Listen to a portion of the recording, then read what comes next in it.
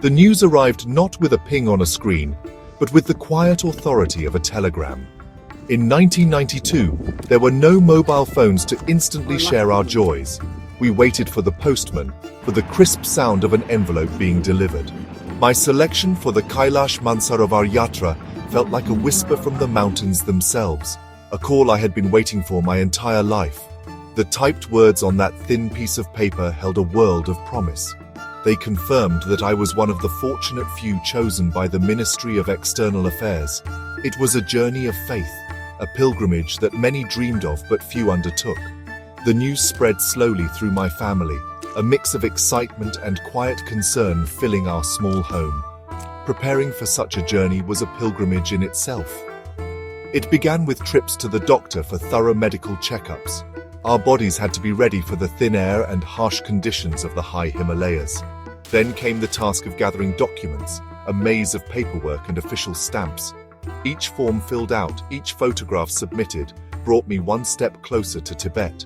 But the hardest part was saying goodbye. I hugged my family, my heart heavy with the uncertainty of the journey ahead.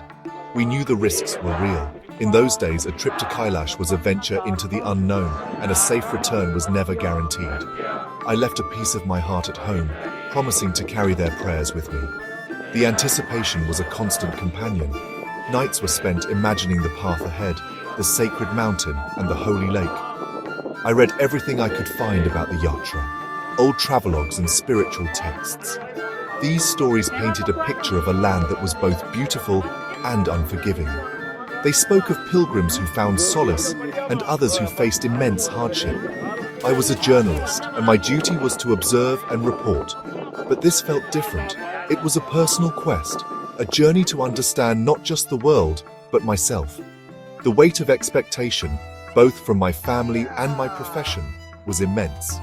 I packed my bag with warm clothes, a diary, and a small camera, ready to capture the story of a lifetime. Our group of pilgrims was a wonderful mix of people from all over India.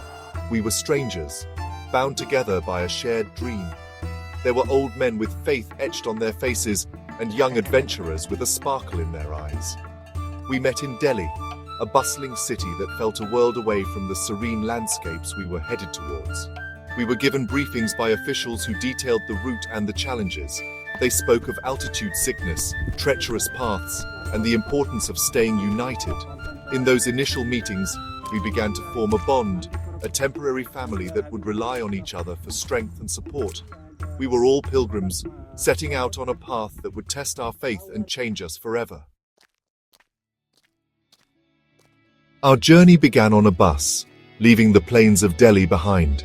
We traveled north, towards the hills I have always called home. The air grew cooler as we climbed, winding our way through the Kumaon region of Uttarakhand. We passed through familiar towns like Almora and Pithoragarh, each one a milestone on our long road. The landscape changed with every turn, the green hills growing into mighty, rugged mountains. We were on our way to Darchula, the last major town on the Indian side. This was our base camp, a place to acclimatize and make final preparations before our trek into the wilderness. The river Kali flowed beside us, a constant companion marking the border between India and Nepal. Life in the camps along the way was simple and communal. We lived in tents or modest guest houses, sharing our meals and our stories. Each day was a new adventure. We would wake up with the sun, our breath misting in the cold morning air.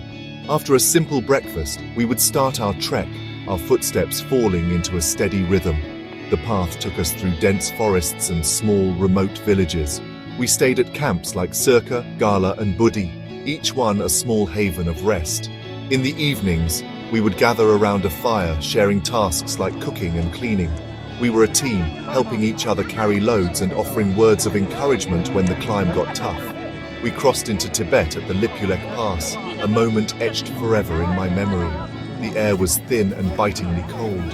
On one side was India, the land we called home.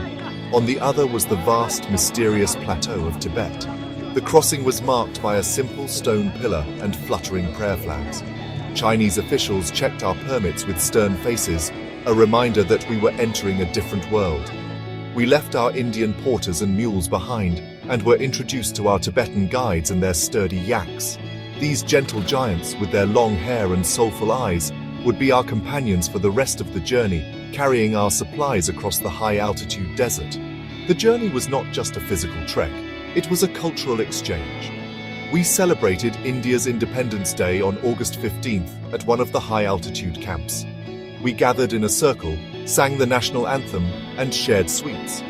Our voices echoed in the silent mountains, a moment of pure patriotism and unity. The local people, both in India and Tibet, were kind and welcoming. They shared their homes, their food, and their stories with us. I would often sit with them, trying to learn a few words of their language, understanding their way of life.